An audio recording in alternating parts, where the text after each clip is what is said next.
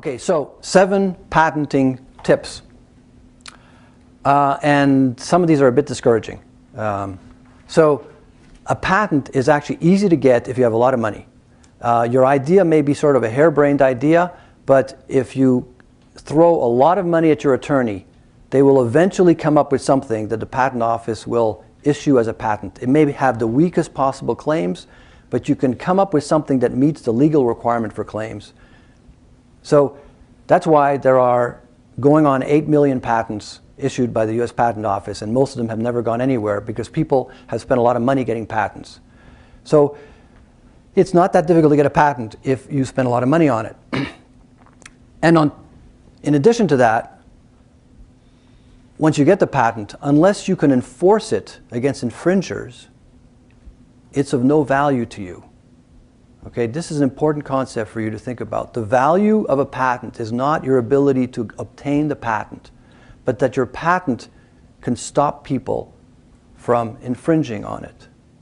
And I'll get back to that. I'll give you some examples. That sounds maybe like a nebulous term, but I'll give you some examples so you understand that.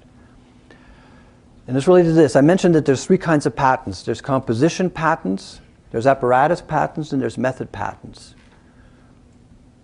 Which of those 3 do you think is a better patent than the others? And this is sort of related to my point number 1. Somebody put up their hand if they can guess, or if they don't know.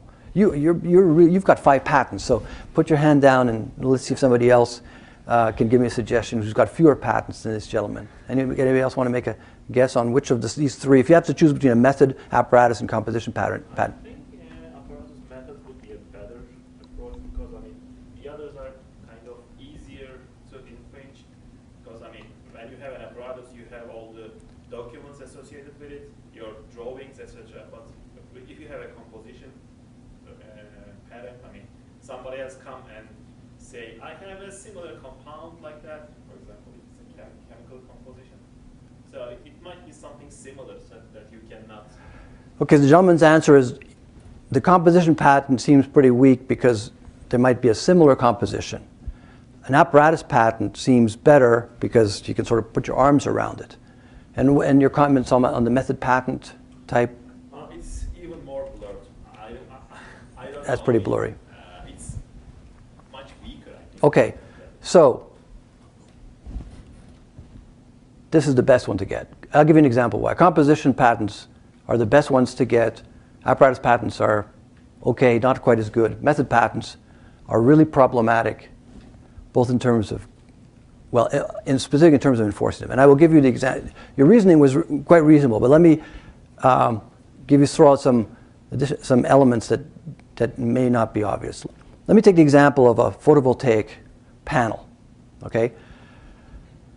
Let's say I figure out some compound that nobody has used to make PVs. And by the way, on the issue of a similar compound, I'm going to claim a whole class of them. I'm going to find a particular element that has a particular interaction with other elements. And if that interaction applies to other ones, I'm going to claim the whole class of elements that are going to have that kind of interaction. So I cover myself that way.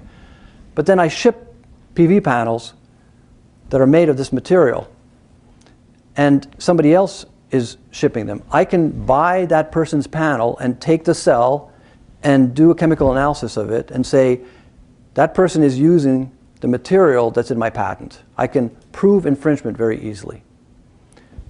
If my patent is on a particular way of making PVs that's cheaper, well, if I find panels on somebody's roof in Boston, and those cells were made in a factory, who knows where, in China, in some other country, I can't prove infringement of my method unless I can go into the factory that made those panels and see my method being used, because I can't detect the method in the end product.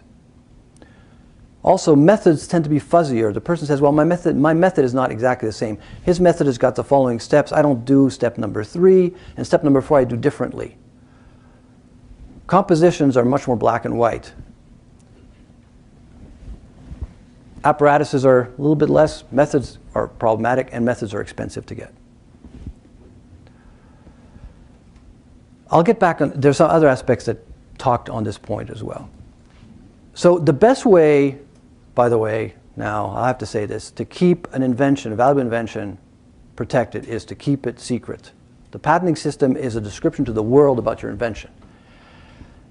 And keeping an invention secret is difficult. But more to the point, and now this comment really applies to a university, and we don't keep secrets. Okay, so we're not going to keep secrets anyway. And one of the reasons why MIT spends a lot of money filing patents is we don't want anything to get in the way of your publishing the results of your work. So you bring an invention to us that you want to publish. If we're not sure, we'll file a patent, because we don't want the patenting decision to get in the way of you publishing. That's just a financial decision that we make that's related to the mission of the university that we take very seriously. But companies don't act that way. Companies will generally tend to use trade secrets rather than patents to protect their inventions. This is an important point that's related to some of the things I've said. If you have a big conceptual idea, one of the reasons we encourage you to develop it is the more you refine it, the more you are going to determine what are the key details of your invention that make the difference between it working and not working. And this might sound counterintuitive, but the more you can narrow down what you claim to essential details, the easier it is going to be to get the patent, and the harder it's going to be for somebody to work around it. So for that reason, we like to encourage people to develop their invention as much as possible and then file patents at the last possible moment. Next point, you are inventing in an environment where people have been inventing for decades or hundreds of years. And the reality is that most inventions, not all, but most are improvements on previous inventions. Most people are taking things that currently exist and they're making it better. If you make somebody else's invention better and get a patent on that improvement, you still may not be able to exercise your patent because you may infringe on the person's previous patent. And the example I give here is if you have invented a very nice chair, but that chair, among all kinds of other things, among armrests and backrests and adjustments, it happens to have a surface to support you that's resting on 4 legs, and somebody has a patent on a stool that they describe as a surface that you can sit on that has 4 legs. You can get a patent on the chair, but you're going to infringe on the patent on the stool, and so you can't exercise your own patent. Okay? Because you can get a patent on improvement, but if you infringe on the prior patent in commercializing yours, then you're blocked. Does that make sense? Do people understand what I'm trying to say here? So we take a look at the prior art, and the attorneys will look at what's called the prior art. What are the patents that existed before that you may be improving on? So how do you proceed? Because, like you said, most of the inventions are improvements on prior. Yeah, so how do you proceed is the question. First of all, you try to identify the prior art, and we ask you to look for prior art yourselves. And secondly, that will sometimes seriously affect the claims that you can get, number 2. And number 3, you may not be able to avoid the prior art, and you can still come up with a really good invention that's an improvement on somebody else's. And in order to commercialize that invention, if you're a company, you're going to have to do a deal with the company or the owner of the prior art. And that happens all the time. Companies are doing prior art deals with each other all the time. So, wait as long as you can before filing is our advice, for all these reasons. Resist the urge to file a patent. But don't wait too long. Somebody else might be working on it. So here's where, I'm giving you this contradictory advice. You just have to sift through all the different variables. Develop your invention as much as you can. If you can't sleep at night because you're worried about other people doing the same thing as you, then it might be time to file a patent. The last point is, everybody who's involved in the invention process should sign an invention assignment agreement. This problem is taken care of at MIT because people who work for MIT have signed that agreement. But if you're thinking of spinning out a company and you're having conversations with other people that you want to form a team with, and you folks are going to go out and start a company and make it successful,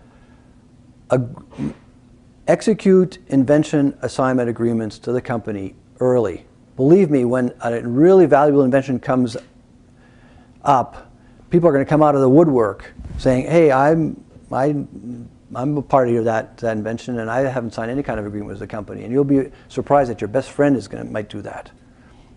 So this is also something, if you're going to spin out a company, we're going to ask you about that. We want to make sure that you're taking care of that aspect.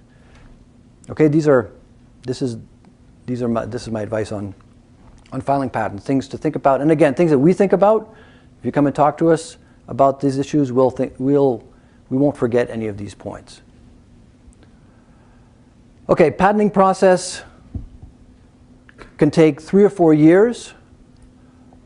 The patent runs for 20 years from the time you filed it, but by the time it's issued, the technology may have moved from the time you developed it. So the patenting process also is a very long process and a complicated process, but you don't need to remember any of this process. We will remember it for you. You bring your invention disclosure to us, and we will walk you through, we'll work with you on through all these steps, but it takes a long time. It'll take years, and to the lady's question, we may end up working with you on your inventions long after you've left MIT.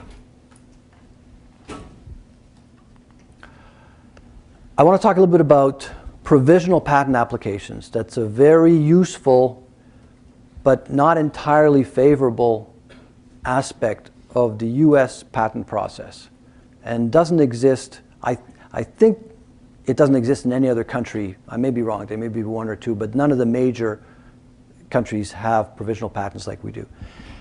And a provisional patent filing, the way I like to look at it, if you've ever been into a deli and you go up to the deli counter and there's a lot of people there and you can take a number, right? And then you can go on the rest of the store and you sort of virtually stand in line with your number, but you don't have to stand there physically. And then when your number's called, you can come in and make your order. That's what a provisional patent application is. You take some of the work you've already done and you send it to the patent office and they put a date stamp on it. And later on, you can come and file a full patent and you can pull all that information into it. And if you're publishing scientifically and you're in the middle of a project, but you want to publish that paper, filing a provisional application with the contents of your scientific paper is a very useful tool, because then you have a whole year after that to complete it with more work and file the full patent. So we often get manuscripts from researchers at MIT saying, oh, can you file a provisional on this manuscript? I'm going to present it at a conference next week or sometimes tomorrow. But it's a two-edged sword. And so we actually discourage filing provisional applications because, number one, the patent office will take no action. There's no guarantee that anything that's in that application will be relevant to getting a patent in the future. It starts a clock. Once you file that provisional, you have to file your patent, full patent, within 12 months. And that might seem like a long period of time when you file the provisional, but since if you have to do a lot of experimental work and then you don't get the results you were looking for and other things come up, now you're against a clock and the clock cannot be delayed. But most importantly, if you want to pull any information from the provisional into your full patent application in the form of claims, which is all that really counts legally in a patent, you can only construct claims in your final patent application that take material from the provisional if everything that is in that claim comes from the provisional. Okay? This is a bit of a complicated concept, and we don't really have time to work through the details of it. But just remember that if you are making a provisional filing of work in process, you can run into a big problem because you can divulge some of the information that's going to end up in a claim. But if you don't have all the information in the provisional that's going to construct that claim, you're not allowed to put that claim in the final patent. So again, this is an example where if you plan to publish something, come and see us and say, here's the manuscript of my paper, here's what I plan to do in the next year. Should we file a provisional on this? And sometimes if you give us enough time, we can work with you and suggest ways to beef up your, the information in the provisional to address some of these issues. Okay, so these are our criteria. Okay, if it's only under time pressure will we file provisionals because of the problems associated with them. And if there's enough detail in the provisional, construct claims. And also, we're assuming that you're going to get some significant additional results relatively soon after we file the provisional, so we can file a full patent on it. Okay? Non-US patents, all you really need to know is a couple of things. Number one, if your invention is worthwhile, it's worthwhile all over the world because of the way technology is made and sold. And there's a treaty that the US is a party to called the Patent Cooperation Treaty that makes it easy to deal with that issue. You can file in one country and you have a certain amount of time to file in other countries. Filing is very expensive, $20,000 or so per country by the time you get the patent issued. So our policy is we'll pay for a US patent, but we won't pay outside the US. So we have a certain amount of time to go and find a licensee or for a company to spin out, and then the licensee will pay for all the non-US patents. But we have time. They don't have to be done immediately. Okay? Yes, sir? Since a preliminary patent doesn't exist in other countries, does filing a preliminary patent application in the States affect your ability to enforce or to file patents at that date? Yes. In other countries? Understood. So the question is, since the provisional only exists in the US, does this all apply if you started the process with a US provisional? And the answer is yes. The US, you can file a US provisional, and then immediately after that, within a year, file a PCT, and not even bother filing in the US if you wanted to. Other questions on this topic? Okay. This is a little review of our MIT's policy with regards to our relationship to the sponsor of the research. Because one of the ways we attract sponsorship, especially industrial sponsorship, is we tell the sponsor, if you pay for the research and an invention comes out, you have the first right to request a license to that invention. And if you are not interested in licensing the invention that came out of your research, we'll offer it to other parties. On top of that, if you paid for the research and you want a non-exclusive license, we won't charge you royalties for it. If you want an exclusive license, you'll have to pay us royalties. You'll have to pay us a portion of the benefit that you get from the invention. But this policy is to help attract sponsorship and to help develop inventions that will go out into society and be used in society. Because most of the inventions that we do are quite early stage. They can't be turned into products without a significant investment on the part of the licensee. And so we want to encourage companies to take the inventions and make products out of them that have an impact out there. And the very last line here, the inventors get a third of everything we make off the inventions. And just to give you an idea, last year, that third was about $25 million. So we distribute quite a lot of money to MIT inventors as their share of what we make from the inventions that they're a part of. And then there's something in the middle here. The government always has what we call march-in rights on the inventions they've sponsored, but they only exercise them for national security reasons, which has never happened for an MIT invention since the Second World War. Okay? Yes, sir? So if I come to you with a conception, but I don't have the reduction practice yet, and I just want to keep it in your hands, and is that something you would take on? So, I don't really want to be involved in developing it, but I want their license revenue. sure. So the question is, if you have a concept and you don't want to continue working on it, but you don't have time. Yeah. We won't be able to get that patent unless you help us. The patent attorney is going to require the help of the inventors. It's not onerous, but we require your assistance. Number two, if you really want, if you're motivated to have that patent licensed to a company that's going to generate some income for MIT and for you, then we can really use your help. It's very hard for us to license technology if the inventors aren't available to answer questions by potential licensees. You know, a company comes to us and says, oh, we're interested in this patent that you have.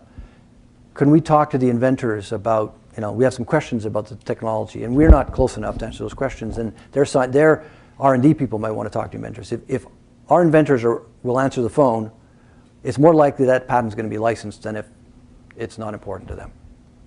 But that's your level of interest in helping us commercialize your inventions is entirely up to you. Come to you with just a conception, though, right? If you come to us with just a conception, we might say there's not enough reduction to practice for us to file a patent. We'll decide not to file a patent, or we'll tell you here's the additional work that needs to be done, we think, for an issuable patent application. Okay? Okay. A lot of our inventions are sponsored by big companies. They will take licenses to them. But a huge number are federally funded or other government funded, and they're more blue sky, and they're more disruptive technologies, and as a result, MIT does a lot of spin-out companies, and we love helping spin-out companies. So there's an enormous amount of resources at MIT. We can point you in the directions of a lot of these resources to help you figure out your startup plans if you're so motivated to. Some people are interested in startups, others aren't. If you are, we're in part of a very rich ecosystem that goes way beyond the TLO, and you probably know about these organizations. Otherwise, we can give you some advice on which ones can help you for certain aspects of trying to formulate a plan for yourselves.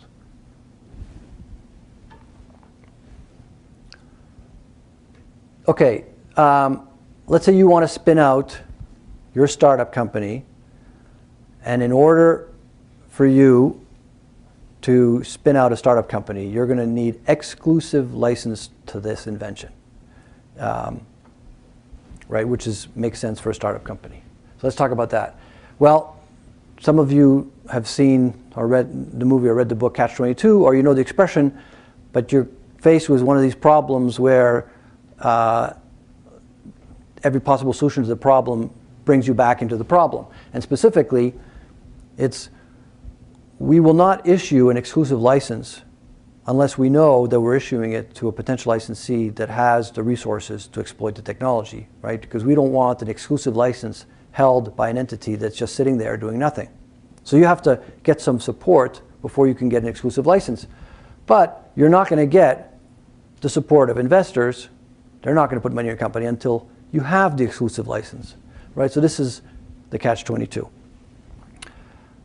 The solution, which is used very broadly and not just in university IP, is used, for example, when you translate a book into a movie, is the potential licensee will take an option to the technology. And so we will do a little contract with a spin-out company, and we'll say, you have the exclusive right to negotiate a license to this technology for the next 6 months. We're not going to talk to anybody else. So go and find investors who are interested in you, and you can show them that MIT has committed this exclusive option to you. And if you can find investors in the next 6 months, come back and then we will negotiate a license with you. So the vast majority of our exclusive licenses start off with option agreements so that the licensee can put together a plan for the technology. So that's when people talk about a license option. This is what they're talking about, and that's the context of why they're talking about it. Okay? All right. So just a little summary. When you get a license, this is this kind of stuff that's going to be in the license. Your rights, your obligations, which we refer to as diligence. We're very particular about providing exclusive licenses to licensees who make a big commitment to commercializing the technology. Basically, if you have an exclusive license and you sit on it and you don't do anything with it, we're going to take it back. And in order to avoid that situation, or to make it clear under what conditions we take it back, we negotiate these diligence terms. How much money you're going to raise, how soon you're going to get a product to market.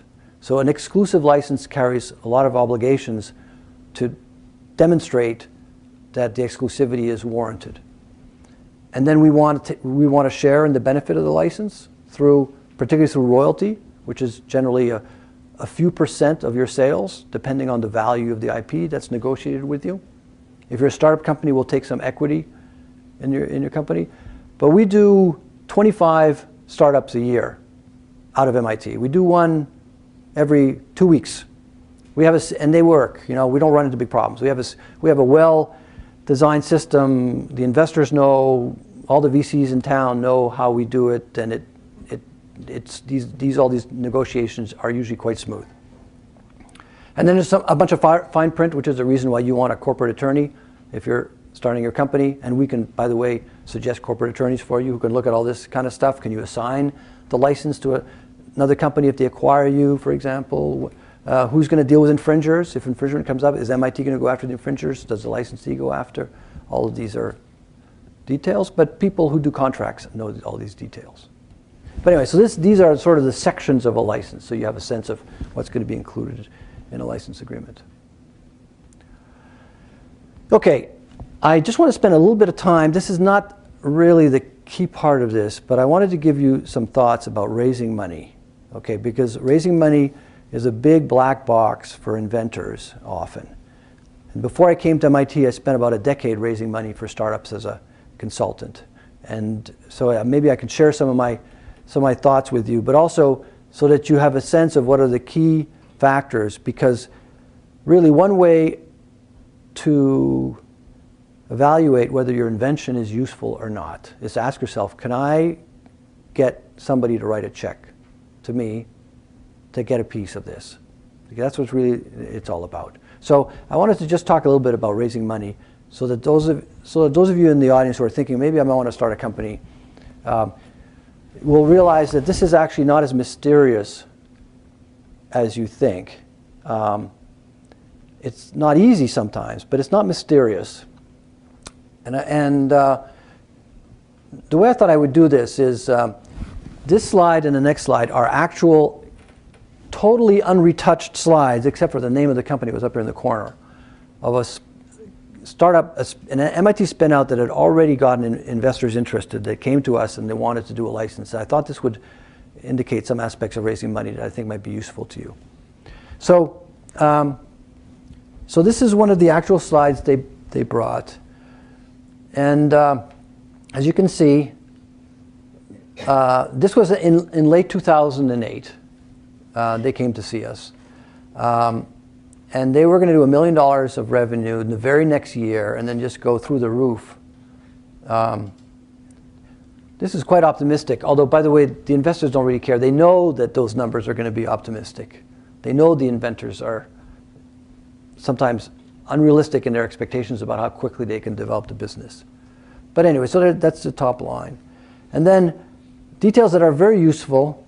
It's useful for the company, people who start the company, to really sit down and try to formulate essentially how much is somebody going to be willing to pay me for my invention, for the product comes out of my invention, relative to how much it's going to cost me to make it. And you'd be surprised at how far along people go in developing a plan without really sitting down and putting some numbers behind that question. And the other question, which is, what's all the other money I have to spend?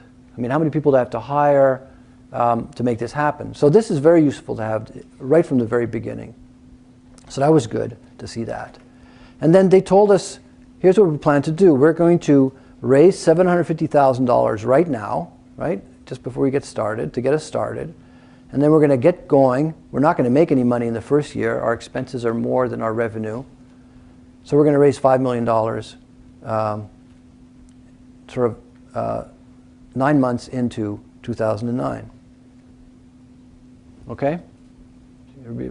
There's no trick in here. But I highlighted the key points. You don't have to try to absorb all the other stuff that's on this slide. Okay, so here's the second slide that I pulled out of their deck. This is great news because they've shown us their milestones, what they're going to do with the money over time, which is very good news. So here's their $750,000 seed investment, right, from the previous slide that's going to get them started. Okay, that's fine. And they're telling us what they're going to do with it. And then they're going to raise another $5 million in the third quarter, at the end of the third quarter of 2009. So this is their Series A. And it's showing what they're going to do with the seed. It's showing what they're going to do with the Series A. And they're projecting stuff they're going to do way out here in the future. What's the problem?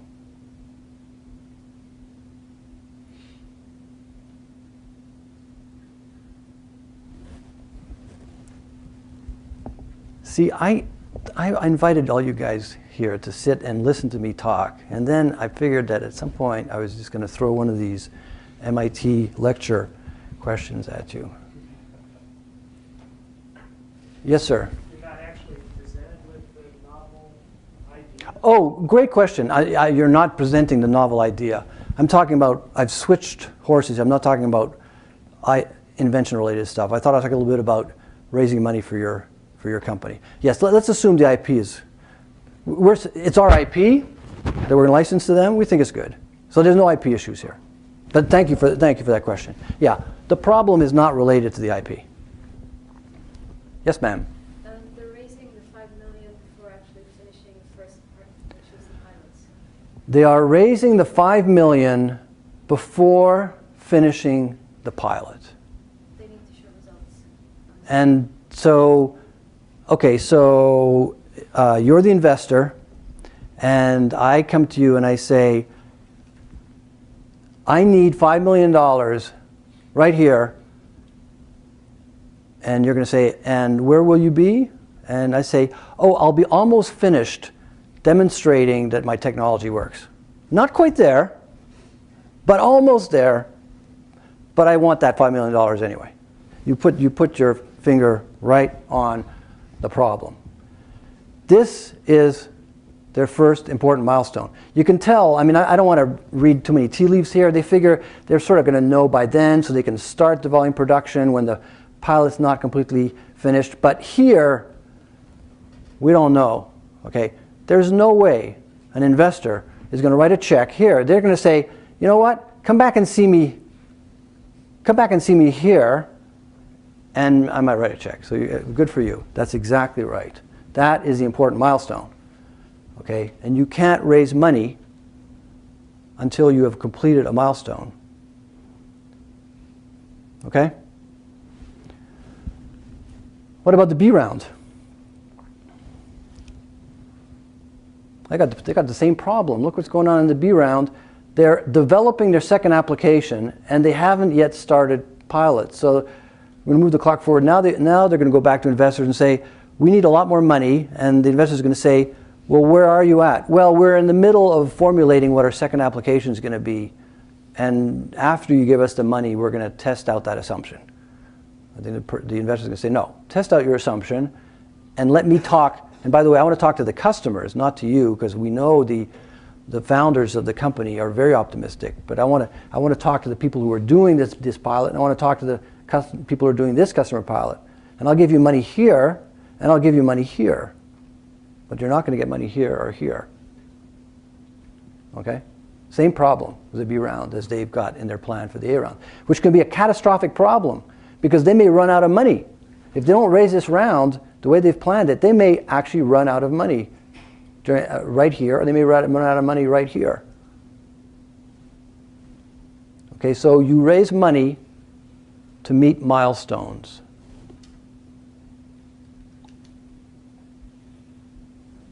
The way to look at that is that you don't want to put those investors in that position. You don't want to put those investors in that position. But also from your point of view, the moments in time when your company's value increases. Okay, your company's value doesn't increase like this. It's a step function. Every time you accomplish a significant milestone that you demonstrate something, your value increases. And you want to raise money right after you've increased the value of your company. So, how much money do you raise for your startup, and when do you raise it? The answer to that question is indirect. The first thing is figure out what are the milestones that you're going to have to accomplish to prove out your technology and launch your company. You have to do that first. And a milestone is something that takes away risk. Okay, a milestone is not hiring a VP of marketing. That increases your risk because it just increases your expenses. A risk-reducing milestone is demonstrating your technology to a lead customer or meeting an FDA approval step. Then, once you've done that first step, how much money is it going to take for you to meet that milestone? And then, where's the cheapest place to get that money? because you may be able to get an SBIR, you may be able to get some grant money, you may not have to sell equity in your company, depending on the kind of milestone, how short it is, how much money you need, and raise enough money to get past the milestone. Now, now let me tell you, this was my business for a decade, and if you follow just these rules, you know more about raising money than a lot of people who are out there raising money, including the people who gave me those 2 slides, and they ended up changing their plan. So I'm almost wrapping up here, and I know I'm a little bit behind, but I only have two more slides left. If you're going to go and talk to investors, remember that their objectives are not the same as yours. Okay? The investors' objectives are not the same as the entrepreneur's objectives. It doesn't mean that you can't forge an extremely good, productive partnership. But you should recognize that your objectives are not the same.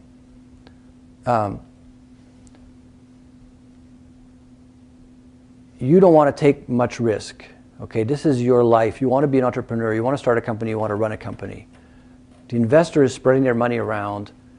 They want to have you take a lot of risk and shoot for the fences, try to get a home run and sell the company and redeploy their investment. Whereas you want to build a company that you can run for a long time. And for that, they want a big reward, and you generally are happy with a smaller reward over a long period of time. Starting a company is often a big lifestyle decision for the entrepreneur.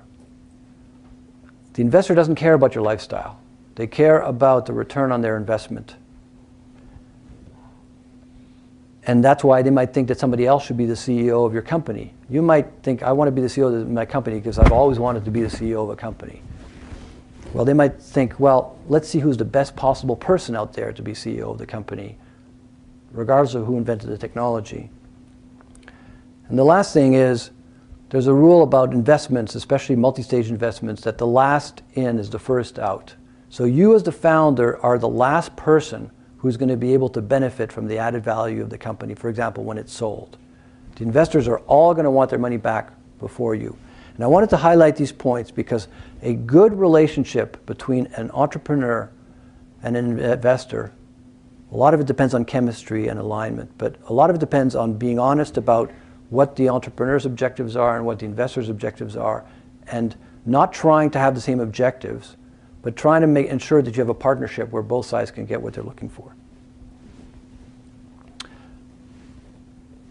Okay, and so this is my last slide. If you pitch investors with your idea, here's what they're thinking about while you are pitching. Pretty much regardless of what is on the slides that you are pitching to them, here's what they're thinking about.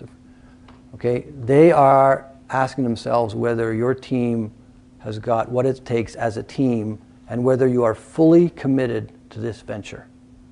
Are you going to stick with this come whatever comes? Or do you have other things going on? Is this one of the things you're working on? If this doesn't work out, or is it going to be easy for you to do something else? They want to know that you're totally committed and that the group can work together because it's worked together before, and you're not going to be developing a relationship with your teammates through the first problems you run into. The second thing the investor is thinking about is they assume that the inventors love their own technology. They will assume that the people who start the company are total believers that their technology is fantastic. For that reason, they won't really pay much attention to what you say about your own technology. They will ask themselves, can I talk to a potential customer and get their opinion about this technology, or somebody who's not personally connected with this venture?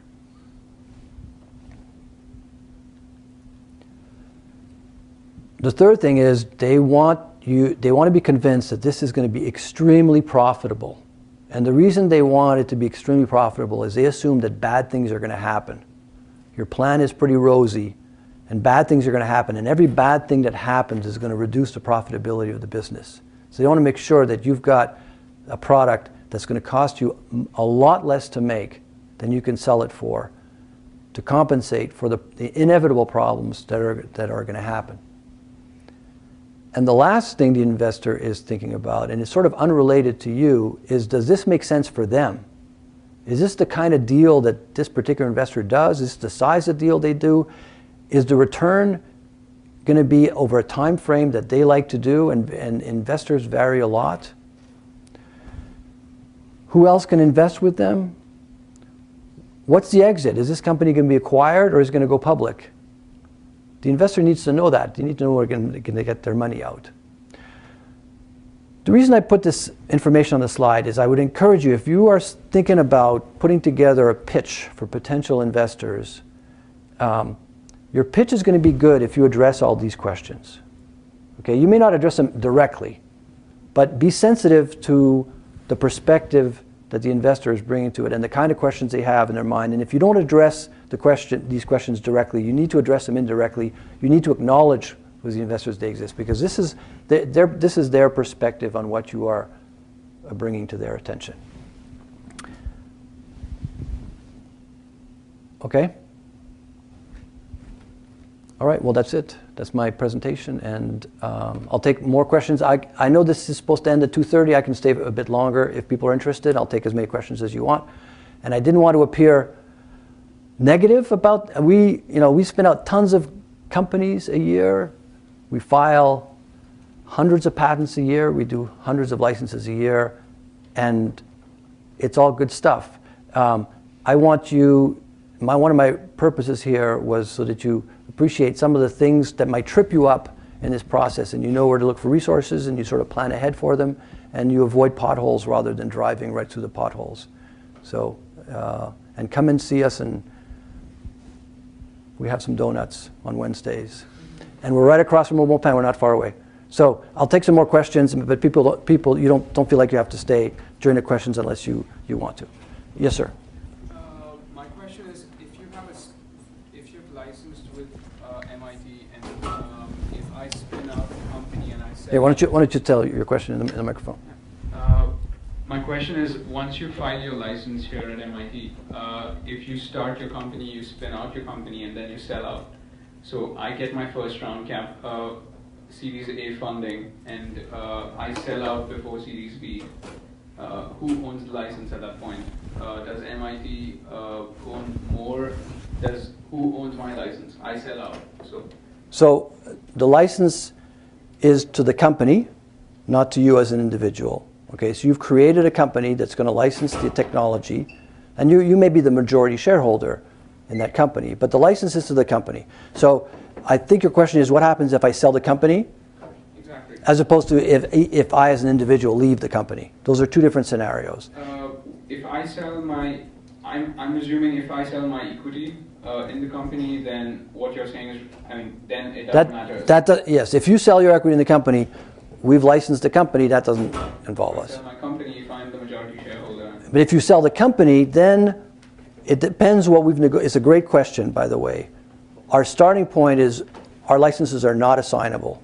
Whoever buys your company has to come back to us and renegotiate the license. But generally, we put terms in so that the conditions under which you sell the company, under certain conditions, we will let the license go to the acquirer. Particularly, essentially, if the acquirer is continuing to invest in the technology and makes a commitment to execute your business plan, then generally we'll let the acquirer take your license, especially since most small companies end up being acquired. So if you had a license that made it very difficult for you to be acquired, that's not in our interest. Okay? Another question?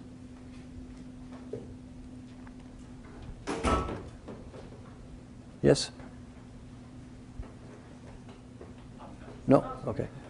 Another question from the audience?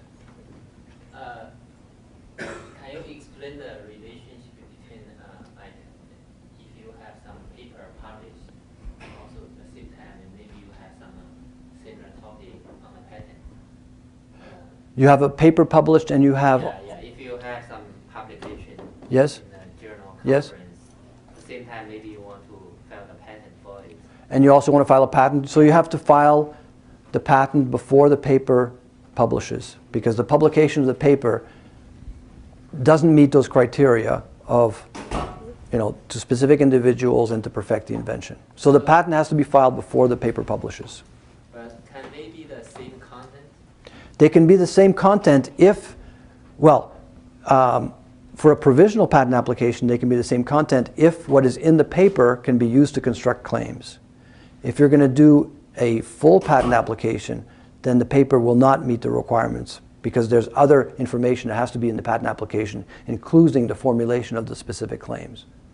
Okay, like for some paper, they have different stages. For example, affected, revised, affected. Yes, good question. So I understand this question. So the gentleman is asking, when you publish a paper, there's different stages. You maybe submit an abstract. The paper may be rejected or revised. There's different stages before the paper publishes. When the paper is being discussed by the review committee, it's not public. When the paper is available to subscribers or on the website, it's public. So the publication date is what's important, not the submission date, not the review date, not the acceptance date. It's the publication date that is the public event. Okay, so you mean the patent should be filed before the publication date? The patent should be filed, and sometimes we are working with inventors who have submitted a paper, and we're working on a patent application, and we're keeping track of what's going on in terms of the review by the journal, so that we can make sure we have our patent filed before the publication date. But we'll be working on the patent when the manuscript is already in the hands of the review committee of the journal.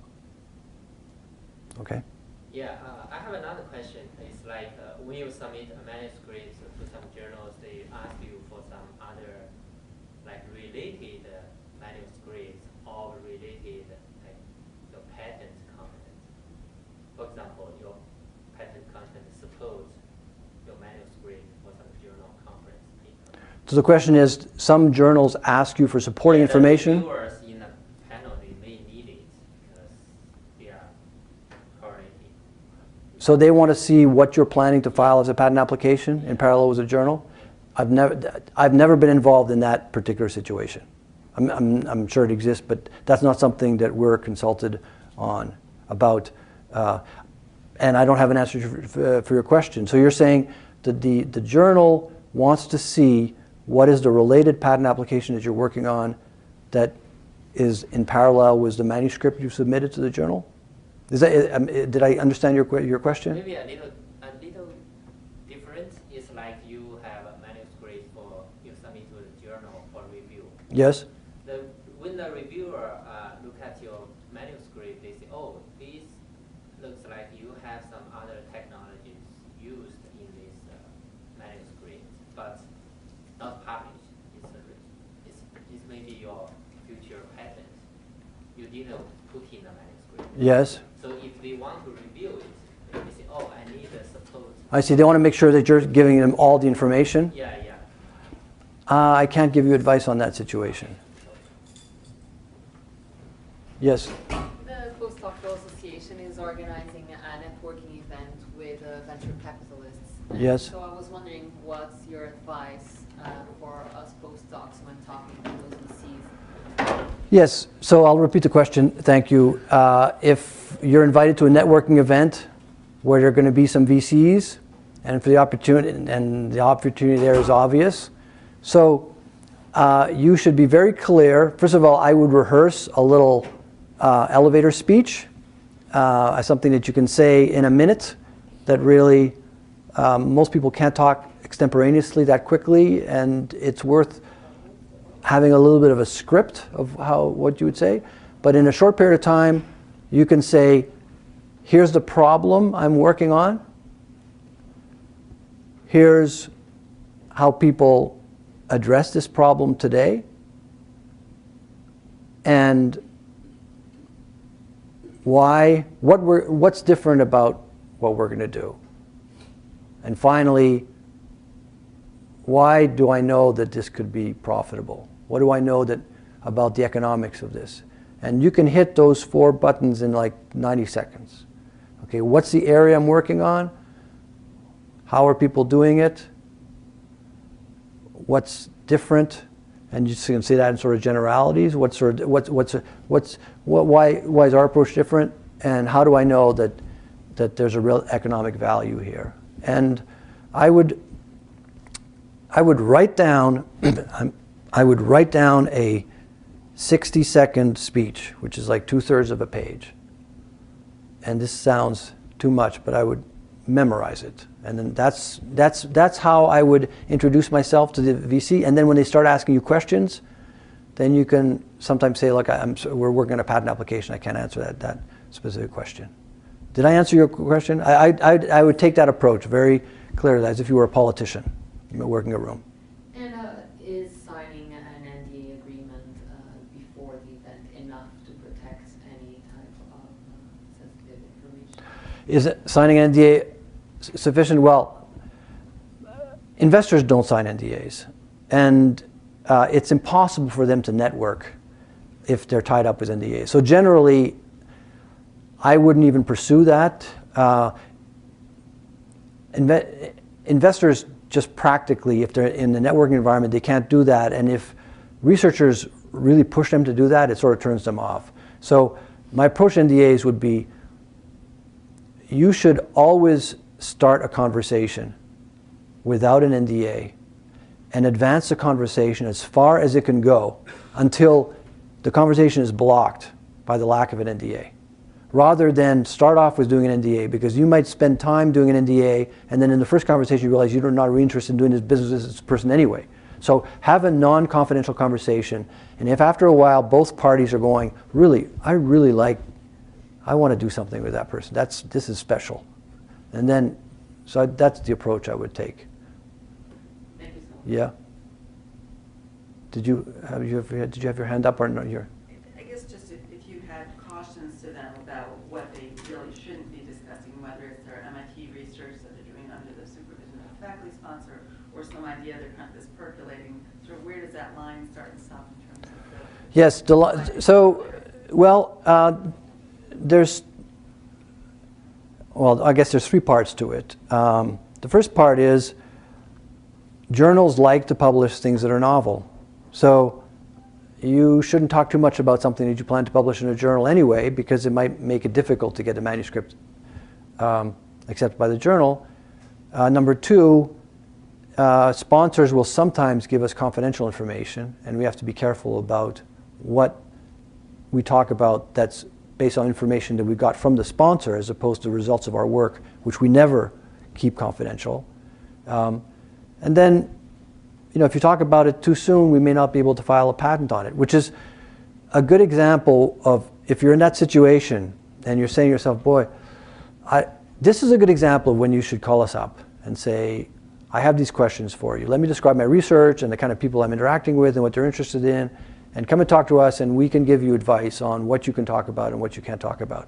The other thing is, your PIs have a lot of them have a lot of experience at filing patents. Okay, a lot of our faculty are inventors on many patents, and you can get a lot of information from your coworkers on this as well.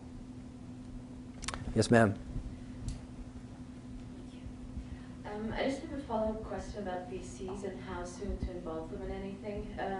I was under the impression that you would first have to have a patent to actually be able to speak with them about something that's worthwhile for them. So how soon should they be involved? And if they're involved before you actually get the patent, how does that change the process of patenting and the commercialization? Great question. So how soon should you talk to VCs?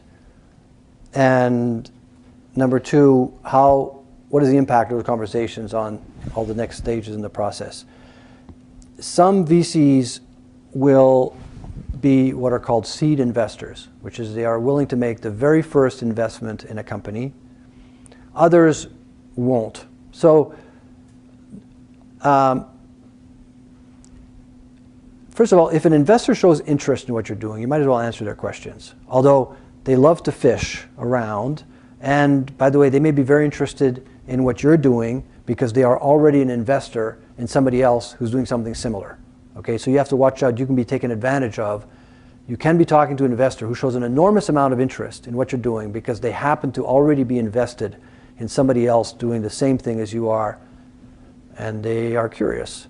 So you have to be careful about the source of interest, but if an investor shows a lot of interest in what you're doing, then it's perfectly appropriate to explain what stage you're at, and then say, here's the stage I'm at, and is this the kind of stage that you tend to get involved in?